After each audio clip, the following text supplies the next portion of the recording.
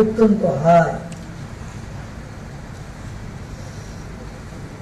তারপরও তিনি যারা তাকে সাবধান করতে এসেছিলেন, বলেছিলেন, তাদেরকে তিনি বলেছেন যে এরা আমার সন্তান, এরা আমাকে মারবে।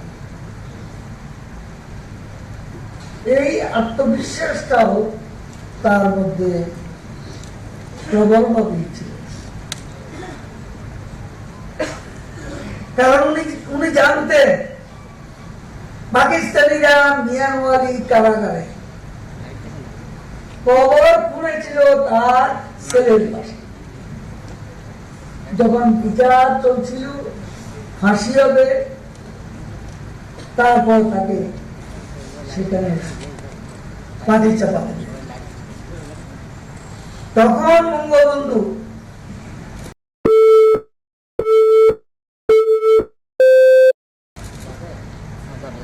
সেই আদালতে দাঁড়িয়ে বলেছিলেন, আমি জানি আমার মৃত্যু হবে, আমি জানি আমার ফাঁসি হবে, কিন্তু আপনাদের কাছে আমি দয়া চাই না, করুণা চাই না, একটা জিনিস চাই, সেটা হলো মৃত্যুর পর আমার লাশটা আমার বাংলাদেশে মাটিতে পৌঁছে।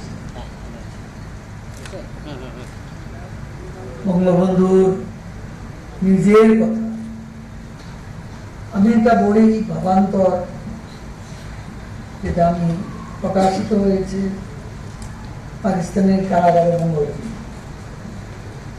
ওটাতে এই কথাগুলো আছে।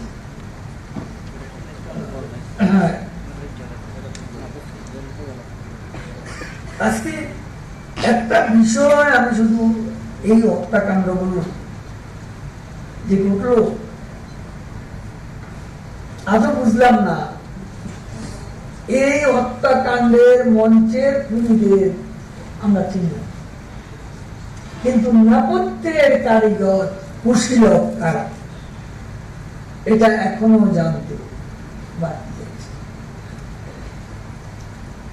বঙ্গবন্ধু শুনেছি অনেকের সঙ্গে টেলিফোনে কথা বলেছে, কি অবস্থায় তিনি আছেন সেটা অনেককেই বলেছে। দেখলাম বাস্তবে একজন মানুষ শুধু রেসপন্ড করে, তার নিরাপত্তা অফিসার কর্নেল জান, তিনি ছুটে এসেছিলেন এবং সুবাংবাগ মসজিদের পাশে তাকে হত্যা করা। এত বিশাল সংগঠন, এত নেতা, এত কর্মী যে দলে, সেই দলের কাউকে আমরা দেখতে পেলাম না। সেই চ্যালেঞ্জিং সময়ে বঙ্গবন্ধুর বুলেটে জানলা দেহটা 15ই আগস্ট সারাদিন রাত, পরের দিন দুপুরে সে রাত গেল। এর মধ্যে কেউ সিজারের মৃত্যুর পর নিয়ে এসে পম্পেও বলেছিলেন, জেনারেল সিজারের রক্ত চাইতে আসি, আমরা কেউ তাকে মরণেও ফোন দিতে পারি, সেই ডাক দিতে আমরা ব্যর্থ হয়েছি। এই ব্যর্থতার দায় আমরা কোনোদিন অস্বীকার করতে পারব না। বঙ্গবন্ধুর জন্য এই আক্ষেপ, এই রিমোর্স চিরজীবন আমাদের মধ্যে। ভবিষ্যৎ প্রজন্ম বারে বারে জানতে চাই নেপথ্যে তারা ছিল, এত সহকর্মী, এত বিশ্বস্ত লোকজন বঙ্গবন্ধুর কোথায় গেল, তারা গেল, তারা সে বিপদের মুহূর্তে কেন ছিল।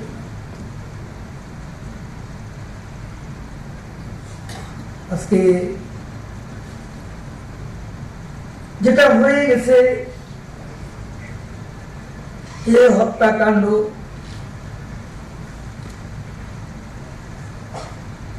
বিশ্বাসঘাতকতা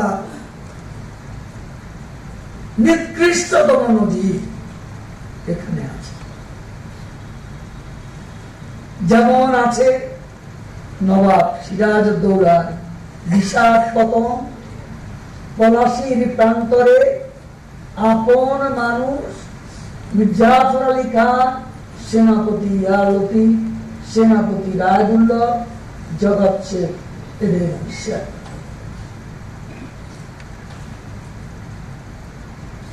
৭৫ পর 1957 সালের পর 1757 সালের পর 1975 সালে 15ই আগস্ট বিশ্বাসঘাতকতায় সর্বকালের সবার সেরা বাঙালি বঙ্গবন্ধু সপরিবারে জীবন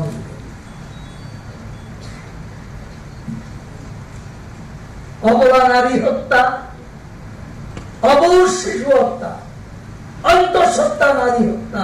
পৃথিবীতে আমি কতগুলো রাজনৈতিক হত্যাকাণ্ডের কথা বলেছি, কোন হত্যাকাণ্ডে নারী ছিল না ভিকটিম, শিশু ছিল না ভিকটিম, অন্তঃসত্ত্বা নারী ছিল না ভিকটিম।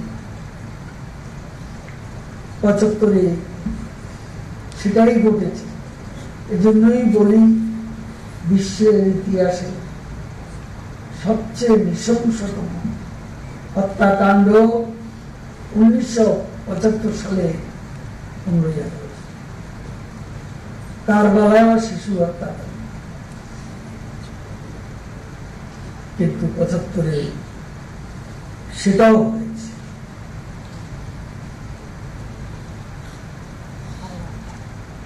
আপনারা খন্দকার মোস্তাকের নাম শুনেছেন। ক্ষমতায় বসল, যুদ্ধে নবাবের বাহিনীর বিজয় অনেকটা নিশ্চিত। মোহনলাল লড়াই করছে, বীরত্ব দেখাচ্ছে, পলাশীর প্রান্ত। বৃষ্টি হলো, অজরে বৃষ্টি হলো অপরাহ্নে। তখন দেখা গেল নবাবের ৪৫,০০০ সৈন্যের অধিকাংশই চুপচাপ দাঁড়িয়ে আছে অরণ্য। আর ৩৫০০ লাইভের সৈন্য তখন রণক্ষেত্রে বিজয়ের দিকে যাচ্ছে। কি নিদারুণ বিশ্বের মির্জাফর ক্ষমতায় গেল ৩ মাসও করতে পারে। এখানেও দেখুন খন্দকার মোস্তাক ৩ মাসও টিকতে। ইতিহাসের পরিণতি পরম। জিয়াউর রহমান সাহেবের স্বাভাবিক মৃত্যু করেন। পলাশীতে যারা বিশ্বাসঘাতকতা করেছে, একজনেরও স্বাভাবিক মৃত্যু করে। 15ই আগস্টে যারা বিশ্বাসঘাতকতা করেছে, কয়েকজন তো দেখলেন চলে গেছে। যে বুলেট শেখ হাসিনা, শেখ রেহানাকে তিনি করেছে, সেই বুলেট বেগম জিয়াকে অভিযোগ করেছে। এটাই পরিণতি। মাহবুব আলম চাষি মরুপথে অ্যাক্সিডেন্ট করল, ষড়যন্ত্রকারী। মুস্তাকও একইভাবে হতাশায় নিমজ্জিত হয়ে মরে গেল বাধ্যত স্বাভাবিক।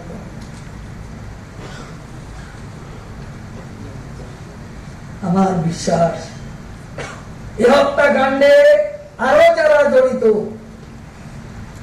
প্রচলিত আদালত এড়িয়ে গেল, ইতিহাস হয়ে আদালত তাদের ক্ষমা করবে, কোনদিনও করতে পারে।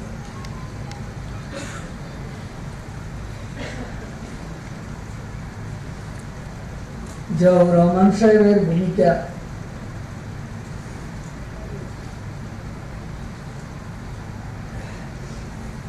তিনি যদি সাহস না দিতেন,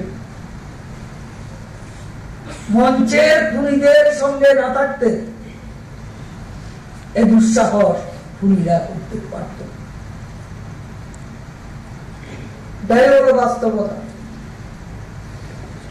খুনিদের তিনি পুরস্কৃত করলেন, বিদেশি দূতাবাসে চাকরি দিলেন, আমাদের দূতাবাসে।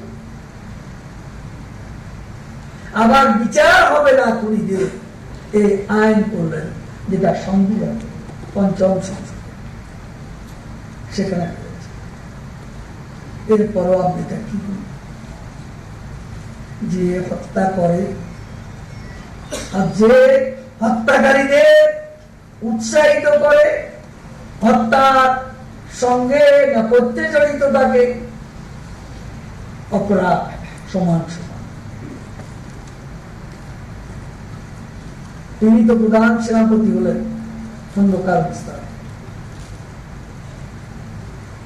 প্রমোশন হয়ে গেল তারপর তো বাংলাদেশে রাষ্ট্রপতিও হয়ে গেলেন নিজের ইচ্ছা। কিন্তু বাঁচতে পেরেছেন, ইতিহাসের আদালত, নিয়তির আদালত বিচার করবে।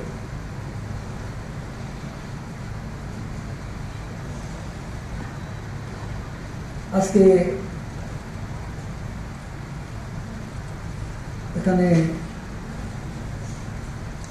আমাদের সাথী সহকর্মী ডাক্তার জালাল সভাপতিত্ব করছেন, প্রফেসর কান্তি,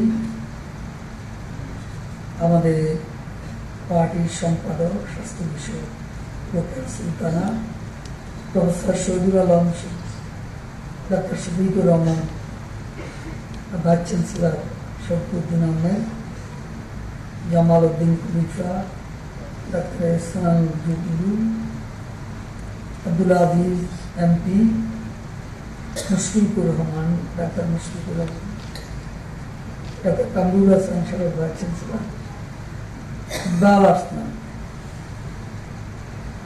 অনেকেই আছেন, সবার নাম নিতে দিলাম অনেক সময় নিতে 1 2 3 4 10 জনের নাম ভালো আছে। তো আসলে ডাক্তারদের তো খুব একটা সভা হওয়ার সুযোগ নেই। বঙ্গবন্ধুকে উপলক্ষ করে জন্মমুক্তি দিবস আয়োজন হয়, তখন হবে। আমাদের সারা বছর তো তাদের মিছিল মিটিং করার সুযোগ নেই। সে কারণে বেশি বক্তা আমিও জেনে শুনে আসি, 3টা মিটিং, আমি 4টা। যদি 3টাই শুরু হতো সেভাবে আমার বক্তৃতা 60 দিন আমি কি বসে আসতাম, কিন্তু আমার পূর্ব অভিজ্ঞতার সুখকর। কারণ এখানে সময় মতো হবে না, কারণ একটু বক্তৃতা তো করতে চাইবে যারা আমাদের নেতা কর্মীরা। তো আজকে দেখে অনেকে বলতে পারছেন, যারা আজকে বললেন পরে কোনো মিটিং যারা আজকে বাদ পড়েছে তাদেরকে অগ্রাধিকার, তারা একটু কোন করে হতাশা, আমরা কখনো চান্স পাই। তো যাক, আমি আজকে বঙ্গবন্ধু সম্পর্কে যা বলার আমি বলেছি। আজকে আমাদের দুর্ভাগ্য, আমরা তাদের প্রতিপক্ষ ভাবি, তারা আমাদের শত্রু। ৭৫-এর হত্যাকাণ্ডে তাদের ভূমিকা, এরপর আগামীকাল ৩রা নম্বরের জেল। এটা কি প্রতিপক্ষের না শত্রু? শত্রুর মতো ব্যবহার। শোকর মৃত্যুর পর শেখ হাসিনা প্রধানমন্ত্রী বাংলাদেশ ছুটে গেছে, ঘরের দরজা, মেইন গেট, সব তার মুখের উপর। এই দুর্ব্যবহারও প্রধানমন্ত্রী শেখ হাসিনা পেয়েছে। টেলিফোন করেছেন 2014 সালের নির্বাচনে সময়, আসুন গণভবনে ডিনার করুন, আমরা কথাবার্তা বলি। ব্যবহারটা করছি বেগম জিয়া, সম্পর্ক কিভাবে থাকে? বারে বারে ওয়াজ তুলছেন আপনারা, সম্পর্কের সেতুটা আপনারাই ধ্বংস করে দিয়েছেন। এদের শেখা এখন আমরা বঙ্গবন্ধু জননেত্রী শেখ হাসিনা, আমরা তাদের আদর্শ, তাদের লেসন আমরা ধারণ করি, এবং সেটাই আমাদের বড় অস্ত্র। আমি আবারও বলতে চাই, আমাদের ক্ষমতার উৎস বাংলাদেশের জঙ্গল, উন্নতি। বিদেশে আমাদের বন্ধু আছে, প্রভু নেই। আপনাদের মতো আমাদের প্রভু। আমরা বন্ধুত্ব করি আমাদের সাথে, আমরা বন্ধুত্ব করি আমাদের অতীত, আমাদের ব্যাড টাইমস, এ আমাদের সুযোগ। এটা আমরা স্মরণ করি। কিন্তু আমাকে, আমি কারো দয়ায় তো ক্ষমতায় আসিনি। আমার দেশের জনগণ আমাকে সমর্থন করেছে, আল্লাহ পাকের রহমত আছে, সেজন্যই আমরা ক্ষমতায় আছি। ইনশাআল্লাহ হুকুম সাহেব তার সহকর্মীরা জনপ্রিয়তা নাকি তলানিতে গেছে। জনপ্রিয়তা সারা দুনিয়া এখনো বলে, জনপ্রিয়তা সারা দুনিয়া এখনো বলে শেখ হাসিনা জনপ্রিয় নেত্রী। জনপ্রিয়তার প্রমাণ আপনারা বারবার ডাক দিয়েও জনগণকে মাঠে নামাতে পারেননি।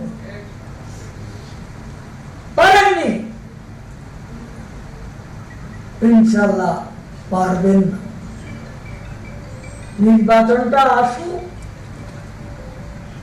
তখন প্রমাণ পাবেন শেখ হাসিনার জনপ্রিয়তা কোন অগ্রগতি তুমি কতটা উঁচুতে নির্বাচনে টের পাবে। আমাদের প্রমাণ করতে হবে। বড় বড় কথা বলবেন না। বড় বড় কথা বললে আসল কথা বেরিয়ে আসে। নেতৃত্ব দিচ্ছেন, একটা জনসভা হলে, একটা মিছিল হলে মারামারি ওপেন, সেই কলহ কুণ্ডলে কেউ কাউকে মানে না। কারো প্রতি কারো কোনো আস্থা নেই। প্রস্তাব তো আমাদের কাছেও আসে, জেলা পর্যায়ে, কেন্দ্রীয় পর্যায়ে অনেকেই যোগ দিতে চায়। দরজাটা খুলে দিলে টের পাবেন লাইন কত বড়। আমি যোগদানের লাইন আপনারা আপনাদের দোষকদের কাজেই হিসেব করে রাখতে। কত অহংকার ভালো নয়। আমরা মানুষের সঙ্গে আছি, মানুষের সঙ্গে